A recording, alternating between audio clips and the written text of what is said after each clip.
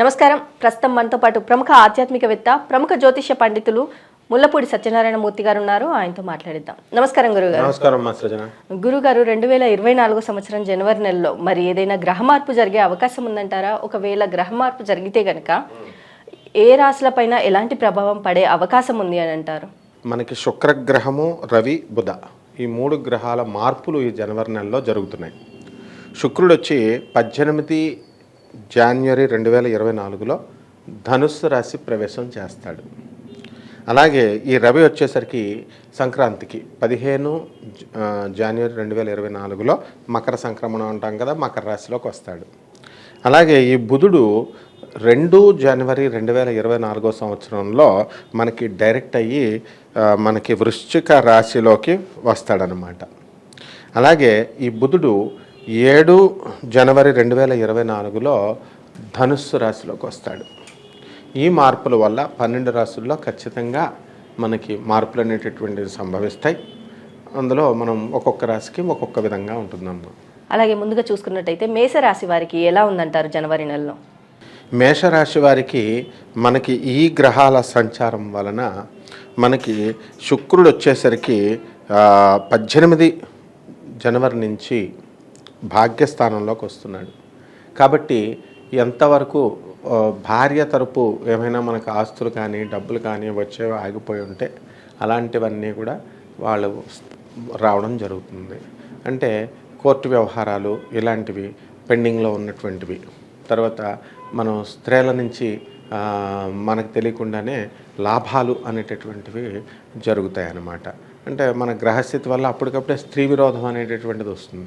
అలాంటి స్త్రీ విరోధాలతో ఉన్నటువంటి ఇంతవరకు ఉన్నటువంటి వాళ్ళంతా కూడా వాళ్ళు మిమ్మల్ని అర్థం చేసుకుంటారు. ఇంట్లో మీ భార్య, మీ అత్తగారు, తల్లి వీళ్ళంతా కూడా. అలాగే బుధుడి దగ్గరికి వచ్చేసరికి మరి అష్టమ స్థానంలో మనకి 2 జనవరి 2024 సంవత్సరంలో ఉంటాడు. అతను సవ్యదశలో ఉంటాడు. కాబట్టి అష్టమ బుధి సంచారం వలన మనం తొందరపాటుగా మాట్లాడడం, ఆ తర్వాత మనం చేసేటటువంటి పనులలో తొందరపాటుతనం చూడడం వల్ల ఆప్తుల్ని కోల్పోయేటటువంటి అవకాశాలు ఈ మేషరాశి వారికి కనబడుతున్నాయి. ఆ తర్వాత మళ్ళీ 7 జనవరి 2024 సంవత్సరంలో భాగ్యస్థితిలోకి ఈ యొక్క బుధుడు ప్రవేశించడం జరుగుతుంది. దాని ద్వారా విద్యార్థులందరూ కూడా మంచిగా చదవడము, తర్వాత మామూలు జనమంతా కూడా వివేకంతో జ్ఞానంతో మెలగడము, మంచి సంభాషణ చాతుర్యము ఇవన్నీ కూడా పెంచుకోవడం జరుగుతుంది. మేనమామల వల్ల ఏమైనా మనకి ఆస్తులవి వచ్చేటటువంటివి ఉన్నా, ఇతర లాభాలు అలాంటివి ఏమైనా ఉన్నా అవన్నీ కూడా జరుగుతాయి అన్నమాట. మామూలుగా ఇప్పుడు మేషరాశి వారికి ఏంటంటే కేవలము ఈ యొక్క అనుమానము ఇలాంటి జబ్బులు అనేటటువంటివి వస్తాయి 12 ఉన్నటువంటి రాహు వల్ల.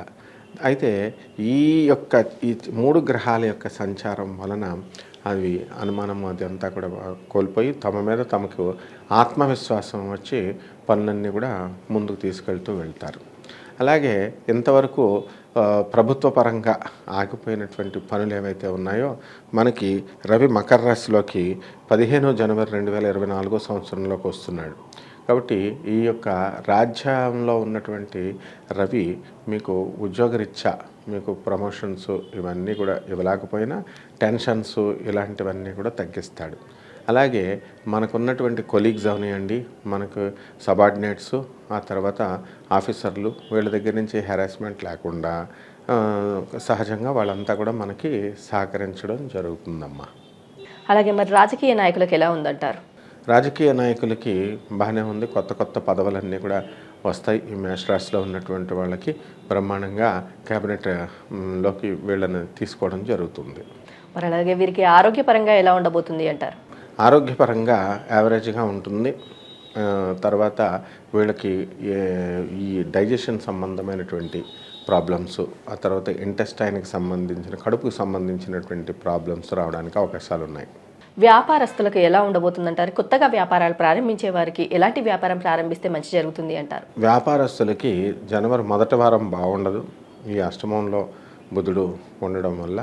ఆ తర్వాత చక్కగా మనకి భాగ్యంలోకి వచ్చినటువంటి బుధుడు మరి బ్రహ్మాండమైనటువంటి మీకు అన్ని రకాల వ్యాపారాలు కూడా మంచి ఫలితాలను ఇస్తాడు. అదేవిధంగా రాహు 12 ఉండడం వల్ల ఎలక్ట్రానిక్స్, ఆ తర్వాత సాఫ్ట్వేర్లు ఈ రంగంలో ఉన్నటువంటి వాళ్ళకి బాగుండదు.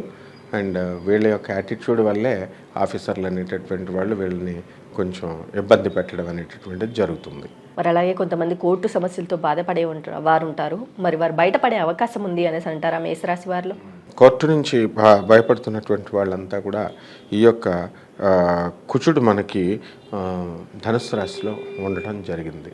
కాబట్టి ఈ భాగ్యంలో ఉన్నటువంటి ఈ యొక్క కుజుడు వల్ల కోర్టు సమస్యల్లో ఎదుర్కొంటున్నటువంటి వాళ్ళంతా కూడా మీకు అనుకూలంగా, మేషరాశి వాళ్ళకి అనుకూలంగా తీర్పులు రావడం జరుగుతుంది. అండ్ ఇంతవరకు కంటిన్యూస్గా ఈ కోర్టు సమస్యలతో బాధపడుతున్నటువంటి వాళ్ళందరికీ కూడా రిలీఫ్ దొరకడానికి అవకాశాలు ఉంటాయి. మరి విదేశాలకు వెళ్ళి ఉద్యోగం చేయాలనుకునేవారు కానీ, చదువుకోవాలి అనుకునే వారికి కానీ ఎలా ఉండబోతుంది అంటారు? విదేశాలకు వెళ్ళి చదువుకోవాలనుకునేటటువంటి విద్యార్థులందరికీ కూడా విదేశాల్లో సీట్లు వస్తాయి. అదేవిధంగా ఈ షష్టమ కేతువు వల్ల ఈ సాఫ్ట్వేర్ వాళ్ళు, ఇతర రంగాలలో ఉన్నటువంటి వాళ్ళు విదేశాలకు వెళ్ళి ఉద్యోగాలు చేయాలనుకునేటటువంటి వాళ్ళందరికీ కూడా అవకాశాలు రావడానికి అవకాశాలు ఉంటాయి.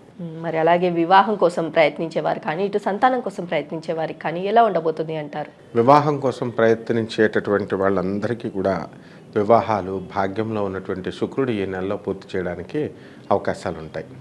అయితే ఈ సంతానం లేనటువంటి వాళ్ళు ఎవరైతే ఉన్నారో జన్మ గురుడు వల్ల మరి కొంతకాలం వెయిట్ చేయాల్సినటువంటి అవసరం ఉంది. వీళ్ళల్లో ఒక 40% మందికి సంతానం కలగడానికి అవకాశాలు ఉన్నాయి. మరి ఈ నెలలో అమావాస్య వస్తుంది. అమావాస్య తర్వాత ఈ రాశి వారికి ఎలా ఉండబోతుంది అంటారు? అమావాస్య తర్వాత మనకి జరగబోయేటటువంటి ఫలితాల్లో ప్రబలమైనటువంటి మార్పులు రావడానికి అవకాశాలు ఉంటాయి. ఆ తర్వాత మేషరాశి వాళ్ళంతా కూడా ముందంజలో అన్ని రకాల వ్యాపారాల్లో కూడా ముందంజలో వెళుతూ మనశ్శాంతిగా ఉండడము, ఆ తర్వాత ఇతరులు శత్రువులు కూడా వాళ్ళకి మిత్రులుగా మారడము ఇలా ఉంటాయమ్మా. అలాగే గురుగారు, మరి ఈ రాశి వాళ్ళు చేసుకోవాల్సిన పరిహారాలు ఏంటంటారు?